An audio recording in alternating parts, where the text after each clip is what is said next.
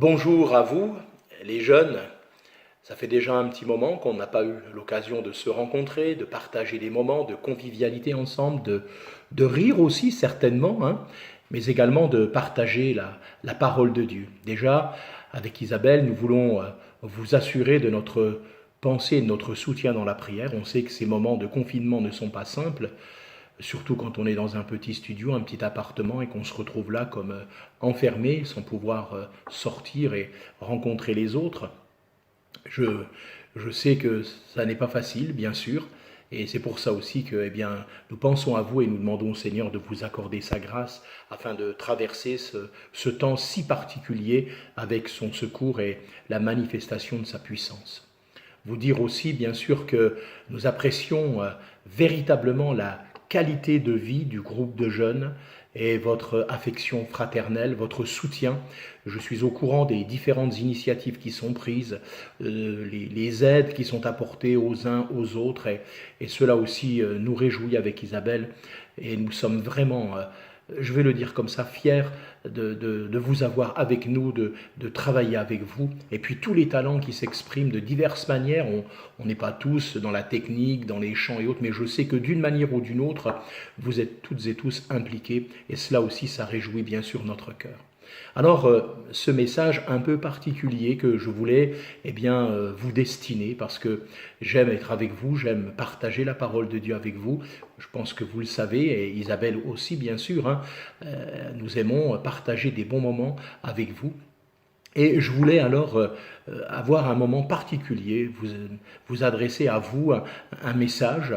Et pour ce faire, nous allons dans un instant ouvrir la parole de Dieu ensemble au chapitre 19 du premier livre des Rois, et nous lirons les versets 19 à 21. Mais avant cela, nous allons prier. Seigneur, nous voulons encore te rendre grâce. Te rendre grâce, Seigneur, parce que tu restes et demeures le fidèle et le véritable. Seigneur, toi, tu es celui qui nous connaît parfaitement et qui connaît nos besoins. Et je voudrais, Seigneur, te demander encore ta grâce et l'assistance de ton esprit, ton onction, sur ces quelques moments que nous allons partager ensemble et autour de ta parole, qu'elle puisse être un baume, qu'elle puisse être un réconfort, qu'elle puisse être un sujet de joie, peut-être d'encouragement, peut-être une confirmation de quelque chose que tu as déjà déposé dans un cœur. Seigneur, tu dis toi-même que tu veilles sur ta parole pour l'accomplir et qu'elle ne remonte pas à toi sans avoir effectué ce pourquoi tu l'as envoyé. Alors, merci de bénir ces moments maintenant, Seigneur, de nous faire grâce. Ensemble, nous te le demandons dans le nom de Jésus. Amen. Voilà, je lis donc à partir du verset 19, dans 1 Roi au chapitre 19. Il s'agit ici de l'appel d'Élisée. J'aimerais relever quelques points, tout simples, bien sûr, quant à cet appel, à cette vocation d'Élisée. Au verset 19, il nous est dit « Élie partit de là, et il trouva Élisée, fils de Shaphat, qui labourait. Il y avait devant lui 12 paires de bœufs, et il était avec la 12e. Élie s'approcha de lui et lui jeta sur lui son manteau. Élisée, quittant ses bœufs, courut après Élie et dit « Laisse-moi embrasser mon père et ma mère, et je te suivrai. » Élie lui répondit « Va et reviens, car pense à ce que je t'ai fait. » Après s'être éloigné d'Élie, il revint prendre une paire de bœufs qu'il offrit en sacrifice avec l'attelage des bœufs. Il fit cuire leur chair et la donna à manger au peuple. Puis il se leva, suivit Élie et fut à son service. Amen. Alors, quelques pensées toutes simples que j'aimerais relever et partager avec vous. Tout d'abord, il nous est dit qu'Élisée va quitter ses bœufs. Il quitte ses bœufs. Et je pense que rien que dans ce simple verset, dans cette courte expression, réside une vérité fondamentale pour quiconque désire répondre au plan de Dieu, quel qu'il soit, quel que soit l'appel. Je crois que cette vérité, c'est quitter. Tourner le dos à ce qui était notre occupation présente. Pourquoi est-ce que je dis cela? Que représentent ces bœufs pour Élisée? C'était à la fois sa richesse, c'était à la fois sa propriété, en tout cas son héritage. Ce qui était là devant lui, c'est cette quantité de bœufs représentait véritablement en quelque sorte son avenir, son patrimoine. Et il va quitter tout cela pour Dieu. Je remarque également que ces bœufs étaient finalement le reflet de son activité, de son travail. Finalement, ces bœufs, c'était le temps, toute la journée qu'il consacrait, dans laquelle il entrait pour travailler dans les champs. Je voudrais dire que de la même manière qu'il a tout livré entre les mains de Dieu, cette richesse, son héritage, son patrimoine, il va en quelque sorte laisser son temps entre les mains de Dieu. Et je pense ici que Élisée, c'est un type de choix excellent, d'un choix parfait. Le dépouillement. Remarquez avec moi, lorsqu'il s'agit du Seigneur Jésus, il nous est dit qu'il s'est dépouillé de sa gloire céleste. Pourquoi ? Pour réaliser le plan de Dieu. Et la parole de Dieu nous dit que le disciple n'est pas plus que le maître. Et si Jésus lui-même a dû emprunter ce chemin, nous le croyons, le disciple lui-même sera appelé à emprunter le même chemin. Ensuite, deuxième remarque, il nous est dit « Élisée courut ». Il y a là la marque d'un empressement et c'est extraordinaire puisque cet empressement finalement c'est l'empressement d'obéir à Dieu. Il n'y a pas de temps à perdre. Je vais le dire de cette manière, il n'est pas en train de faire une petite marche. Non, il va courir. Il sait ce que Dieu attend de lui. À partir de ce moment-là, il veut entrer dans la réalisation du projet de Dieu pour sa vie. Alors il va s'empresser d'aller à la suite d'Élie, ce qui caractérise ce désir de suivre et d'entrer dans la volonté de Dieu. La parole de Dieu nous dit que, nous sommes dans une époque où il est nécessaire vraiment de racheter le temps. L'Épître aux Hébreux nous dit « Nous donc aussi courons avec persévérance dans la carrière qui nous est ouverte. » Une petite remarque toute simple, pour courir, il faut du souffle. Sinon, après quelques mètres, on va être fatigué et incapable d'aller plus loin. Pour nous, bien sûr, que représente ce souffle ? Je crois que c'est le souffle du Saint-Esprit. Nous avons besoin du souffle du Saint-Esprit dans notre vie afin que nous ne soyons pas lassés, impuissants, mais que nous puissions véritablement achever la course dans laquelle nous sommes entrés. Maintenant, je remarque aussi que Élisée ne court pas n'importe où. Il ne va pas dans n'importe quelle direction. Il nous est dit dans le texte qu'il va courir après Élie. Là encore, permettez-moi une remarque ou deux. Attention à la manière dont nous courons. Mais plus particulièrement, attention avec qui ou après quoi est-ce que nous courons. La parole de Dieu nous dit « Les mauvaises compagnies corrompent les bonnes mœurs ». Vous savez, ce que je crois, c'est que l'adversaire de nos âmes, le diable, ne va pas toujours nous empêcher de courir. Mais parfois, il va essayer de faire en sorte que notre manière de courir ou les personnes avec qui nous allons courir puissent nuire à notre vie spirituelle. Alors, une remarque que je voudrais formuler pour chacune et chacun d'entre nous. Dans quelle direction est-ce que nous courons ou après quoi est-ce que nous courons ? Est-ce que nous courons après la réalisation de la volonté de Dieu dans nos vies et à travers notre vie ? Et peut-être d'une manière particulière, avec qui est-ce que nous courons ? Sommes-nous bien accompagnés ?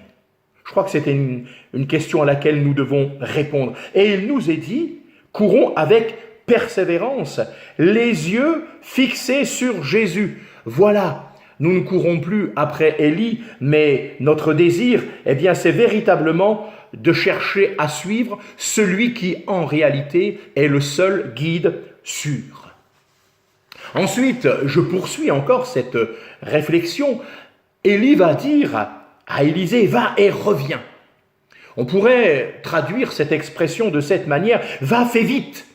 Ne perds pas de temps, ne t'attarde pas. Il semble vouloir dire à Élisée, ce futur prophète, souviens-toi du manteau dont je t'ai vêtu. Souviens-toi de ce que Dieu veut faire avec toi. Souviens-toi du but de ta mission. Attention, Élisée, ne te laisse pas arrêter par quoi que ce soit.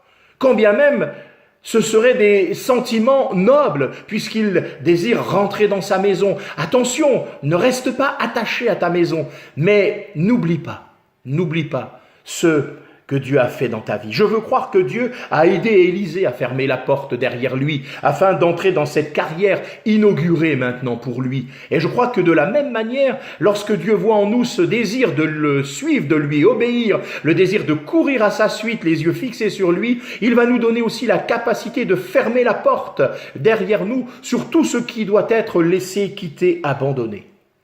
Encore une remarque. Lorsqu'il revient, il nous est dit qu'il va prendre une paire de bœufs qu'il va offrir en sacrifice avec l'attelage, il va faire cuire la chair et il va la donner à manger au peuple, puis il se leva, suivit Élie et fut à son service. Donc Élie quitte le domicile familial, il va entrer dans le service de Dieu, mais avant il va offrir un sacrifice. Et encore une fois, je remarque, j'ai évoqué tout à l'heure tout ce que représentaient ces bœufs pour Élisée. Mais non seulement il va les quitter, mais à un moment, il va même les offrir, les bœufs et leur attelage. C'est un sacrifice complet. Permettez-moi de le dire ainsi, il n'a pas fait semblant, Élisée. Il a tout donné à Dieu. C'est un nouveau pas de fait dans la consécration. Je trouve cela remarquable. Et puis, quel en est le résultat? Il est dit qu'il va donner à manger au peuple et le peuple fut nourri. Ce que je crois, c'est que si nous sommes capables de tourner le dos à nos intérêts, si nous sommes capables de tourner le dos et quitter, abandonner nos avantages pour nous occuper des choses du royaume de Dieu, alors nous serons rendus capables par Dieu, par l'assistance de son esprit, de nous occuper des besoins des autres et certainement, ici comme Élisée, de leur apporter une bonne nourriture. Regardez, lorsque Jésus était sur la terre accomplissant son ministère, je vais le dire de cette manière, mais les gens qui étaient là, ses contemporains, ils ont consommé son temps, ils ont consommé ses forces, sa puissance. Pourquoi? Parce qu'il venait s'offrir pour eux. C'est ce sacrifice qui nous donne aujourd'hui encore la vie. Je crois que le Seigneur, à travers ces quelques pensées, veut peut-être nous faire entendre à nouveau son appel à la consécration, à avoir une conduite qui soit, celle qui est celle d'Élisée. Et puis, permettez-moi, je vais conclure une dernière remarque concernant cet appel d'Élisée. Il nous est dit qu'il va le suivre et qu'il va être à son service. Je vous invite à aller faire une lecture dans 2 Rois au chapitre 3. Parce que dans ce chapitre, le verset 11 en particulier, nous révèle quelle va être maintenant l'activité d'Élisée au service d'Élie. Voilà son occupation. Il nous est dit, il versait de l'eau sur les mains d'Élie. Pourquoi est-ce que je dis cela? Élisée est appelé à devenir un prophète.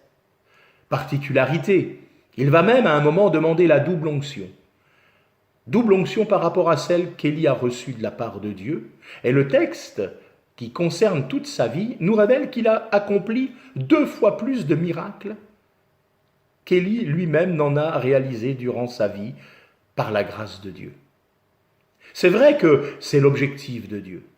Mais avant qu'il ne devienne ce grand prophète, je remarque ici que son rôle consiste à verser de l'eau sur les mains d'Élie. Il va apprendre à servir Dieu d'abord en servant Élie. Je crois que là encore, il y a une expression de la volonté de Dieu. Si nous voulons servir Dieu de tout notre cœur, il nous faut aussi apprendre à servir les autres. Voilà ce que nous enseigne ce récit de l'appel d'Élisée. Alors que Dieu nous accorde sa grâce et que nous puissions nous souvenir de l'enseignement de la parole de Dieu et la faire nôtre en l'appliquant à notre vie, dans notre relation avec Dieu, dans notre relation avec les autres, afin que le plan de Dieu puisse s'accomplir pour chacune et chacun d'entre nous. Je sais que beaucoup d'entre vous sont appelés à servir le Seigneur d'une manière ou d'une autre. Je ne sais pas, en tout cas pas pour tous, ce que Dieu va vous demander de faire. Mais je crois que s'il trouve en vous le désir de le suivre, dans l'obéissance, dans l'empressement, dans le zèle, s'il trouve en vous un cœur bien disposé qui s'est offert en sacrifice, s'il trouve en vous quelqu'un qui va fixer ses regards dans la bonne direction et ne pas lâcher l'objectif qui est à atteindre, s'il trouve en vous un cœur qui a le cœur de servir les autres et qui est capable de commencer dans l'humilité, sachant que, nous sommes appelés à être fidèle dans les petites choses avant que Dieu nous en confie de plus grandes. Alors cela lui sera agréable et il bénira chacune et chacun d'entre vous. C'est mon souhait, c'est ma prière. Que Dieu vous bénisse richement. Seigneur, merci pour ces quelques paroles.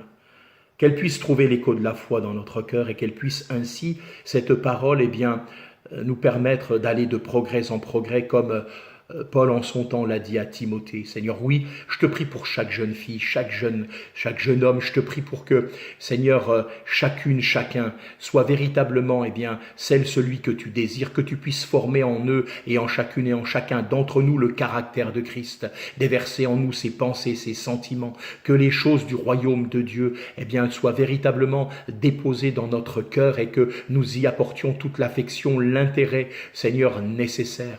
Que tu puisses bénir chacune, chacun dans ces moments si particuliers, apporter ta paix, Seigneur, et nous donner de voir aussi ta gloire se manifester et que chacun dans ce groupe devienne un instrument de bénédiction pour l'autre et pour les autres, afin, Seigneur, qu'ensemble nous puissions nous réjouir de voir la manifestation de ta puissance, de ta gloire, de ton amour s'accomplir. Merci encore pour l'onction du Saint-Esprit. Merci, Seigneur, pour qui tu es et en particulier pour Christ qui a donné sa vie en rançon pour nous, afin que nous puissions obtenir un héritage extraordinaire, l'assurance de la vie éternelle. Sois béni. Merci mon Père, au nom glorieux de Jésus. Amen. Voilà, que Dieu vous bénisse, et dans la joie, bien sûr, dans l'attente, mais dans la joie de ces prochains jours où nous pourrons nous retrouver physiquement et partager la parole de Dieu ensemble. Que Dieu vous bénisse, vous encourage. Voilà, on veut vous dire avec Isabelle qu'on vous aime et qu'on pense très fort à vous. Au revoir.